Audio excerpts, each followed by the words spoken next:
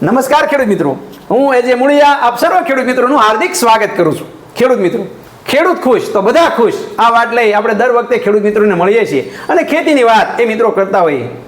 દિવસે એ મિત્રો સતત ને સતત ખેડૂતોને કહેવામાં આવે છે કે જમીનની અંદર જીવતા જીવડા વધવા જોઈએ, પણ આ જીવતા જીવડા વધે ક્યારે?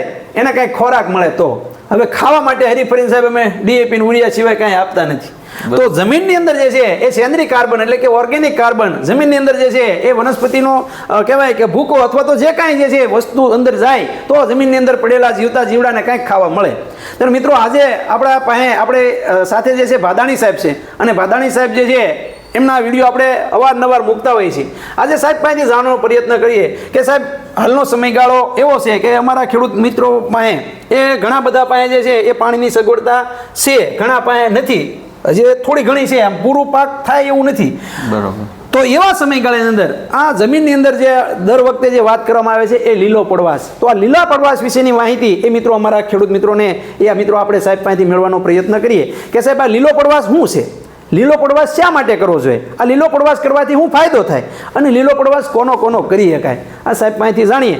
સાહેબ અમારા ખેડૂત મિત્રોને આ લીલો પડવાશની માહિતી જે છે એ આપો.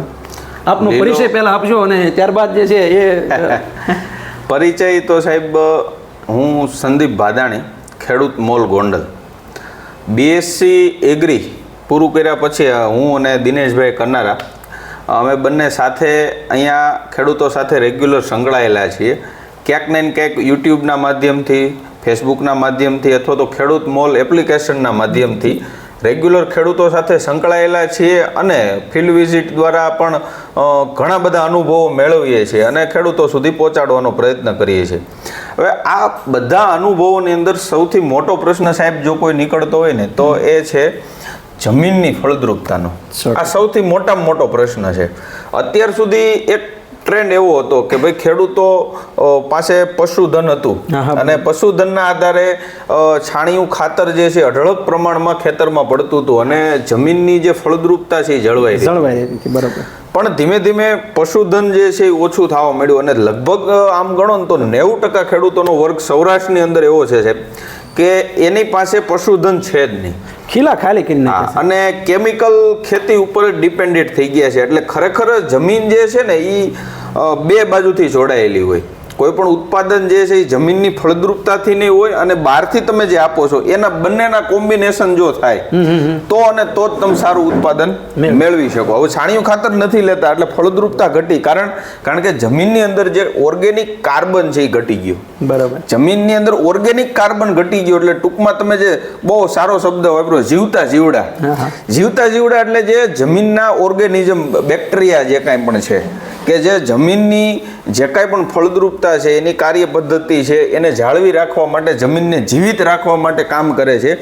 એ કાર્બન જે છે એ ઘટી ગયો એટલે કાર્બન ખરેખર એનું ઘર છે. બરાબર. હવે કાર્બન એનું ઘર છે ને કાર્બન વયો ગયો એટલે બેક્ટેરિયાની એક્ટિવિટી ઘટી ગઈ. બરાબર. બેક્ટેરિયાની એક્ટિવિટી ઘટી ગઈ એટલે આપણે જે એક સમયે 5 કિલો યુરિયા નાખી અને ઉત્પાદન મેળવતા હતા એ અત્યારે 10 કે 15, 20 કિલો નાખવા છતાંય ધાર્યું ઉત્પાદન નથી મળતું. ઘણી વખત સારી દવાના છંટકાવ કરવા છતાં એનું રિઝલ્ટ નથી મળતું. એનું કારણ છે છોડની એક્ટિવિટી ઓછી છે, કારણ કે એનું મૂળિયું નબળું છે એનું કારણ બેક્ટેરિયાની એક્ટિવિટી અને જમીનની અંદર કાર્બનનું પ્રમાણ ઘટે છે. લોકો અત્યારે માર્કેટની અંદર ઘણા બધા લીટર મોઢે આપે છે કાર્બન કે ભાઈ 500 રૂપિયા, 700 રૂપિયા, 800 રૂપિયા પડીકાના રૂપમાં આપે છે, પણ એની જરૂર નથી. ટૂંકમાં જરૂર નથી એટલા માટે કે આપણે ટન મોઢે જરૂર છે ને તમે લીટર મોઢે આપો છો તો એ તેનો કોઈ મતલબ નથી. તમે ટેમ્પરરી 1-2-5 દિવસ જે મૂળનો વિકાસ જરૂર છે એ થવાનો છે, પછી થવાનો નથી. પણ ઓર્ગેનિક કાર્બન જે છે એ તમારે જમીનની અંદર નાખવો હોય છે, બેક્ટેરિયાની એક્ટિવિટી વધારવી છે, ફળદ્રુપતા વધારવી છે. તો સાહેબ આપણો જે મુદ્દો છે આજનો લીલો પડવાશ કરવો પડશે. આ શા માટે લીલો પડવાશ કરવો પડે એની વાત થઈ. બરાબર. લીલો પડવાશ સાહેબ કરવો કઈ રીતે એ એક પ્રશ્ન છે. તો એમાં અત્યારે સૌથી વધારે જો પ્રચલિત વસ્તુ હોય ને તો એ શણ છે.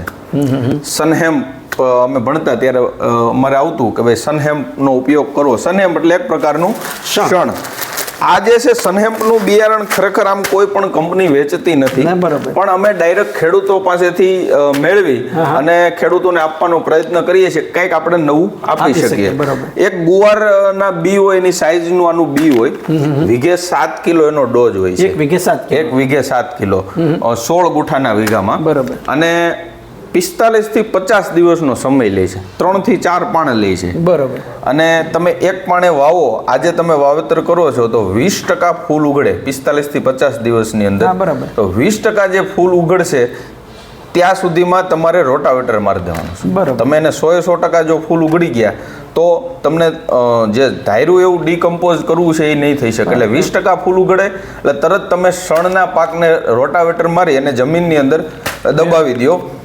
15 દિવસની અંદર સાહેબ તમે કોઈ પણ હાથી હાંકતા હશો ખેતરની અંદર તો ક્યાંય ₹1 ઉપાડો નહીં આવે, એટલું ઝડપથી ડીકમ્પોઝ થાય છે અને ટન મોટે કાર્બન ઉમેરે છે. અને આ કાર્બન આવશે એટલે તમારા ખેતરની અંદર બેક્ટેરિયાની એક્ટિવિટી ઝડપથી વધશે. બરાબર. રહી વાત એના સિવાય તમારી જમીનની પીએચને મેન્ટેન કરશે, તમારી જમીનના ઇસીને મેન્ટેન કરશે, તમારી જમીનની અંદર જે સૂક્ષ્મ જીવોની એક્ટિવિટી છે ખૂબ જ વધશે. તમારી જમીનની અંદર નાઇટ્રોજન લગભગ કંઈક 90 કિલો વીઘે ઉમેરશે.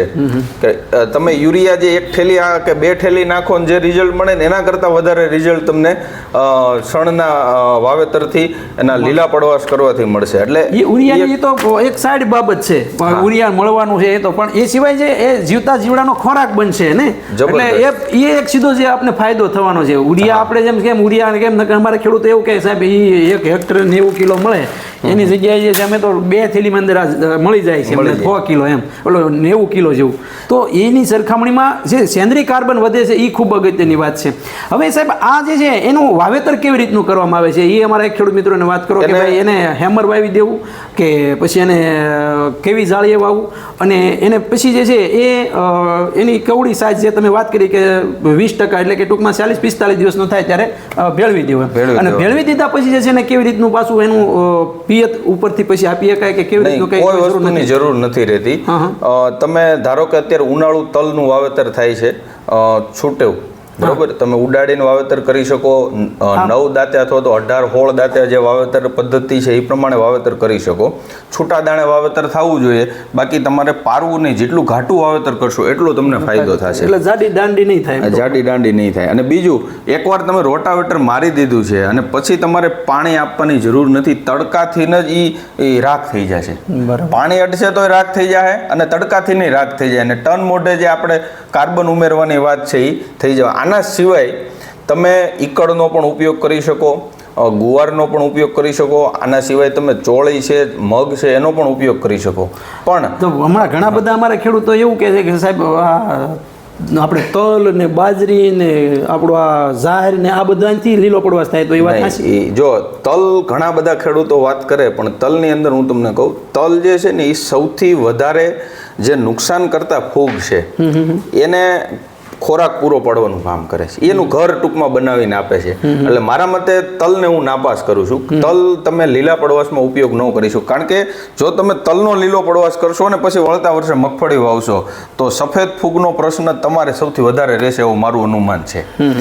એના સિવાય બીજું છે જાહેર અને બાજરીનું. તો જાહેર અને બાજરી જે આ ઝડપથી જેટલું આ કોહવાય છે, ડીકમ્પોઝ થાય છે, એટલું જાહેર ને બાજરી ડીકમ્પોઝ નહીં થાય. તમે જાહેર ને બાજરીનું તમે લીલો પડવાશ કરશો તો તમે મહિના દિવસ પછી જો હાથી હાંકતા છો તો એનો ઉપાડો આવશે, એટલે એ તમને નુકસાન કરતા બની શકે. બાજરો અમુક અંશે અમુક નુકસાન કરતા ફૂગનો ખોરાક સાબિત થઈ શકે, એટલે એનો પણ તમને ટૂંકમાં જે ઉપયોગ કરવાનો કઠોળનો પાક જે છે એમાં વધારે નાઇટ્રોજનનું પ્રમાણ વધારે છે, જેનું સ્થિરીકરણ વધારે કરી શકે, અને આપણે જે માસમાં મોટા જથ્થાની અંદર જે છે એ ટૂંકમાં લીલો સારો એટલે કે લીલો પડવાશ જે કરીને આપે એવો પાકો પસંદ કરવા જોઈએ.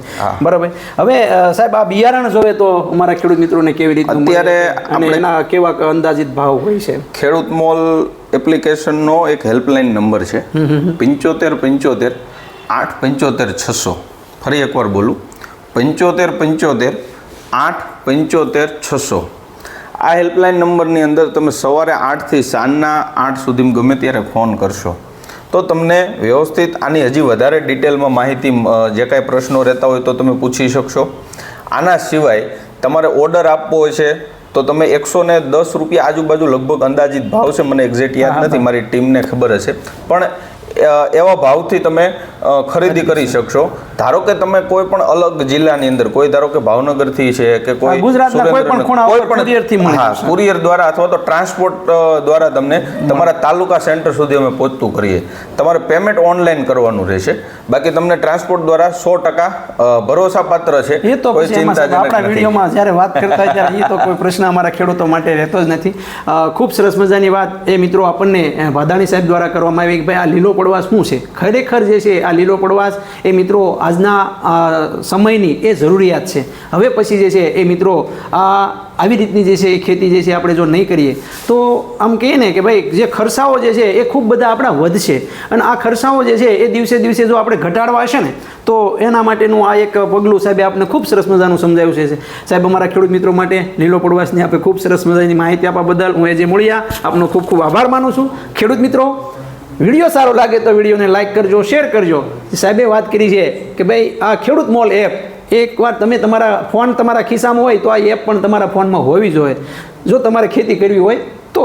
બરાબર, તો આ જે છે એપને પણ તમે એક ડાઉનલોડ કરી લેજો, અને વધારાની માહિતી માટે મિત્રો એની અંદર સાહેબના નંબરને એવું આપેલું છે, વધારાની માહિતી જે છે સાહેબ પાસેથી મેળવી શકશો. ખેડૂત મિત્રો, ખેડૂત ખુશ તો બધા ખુશ.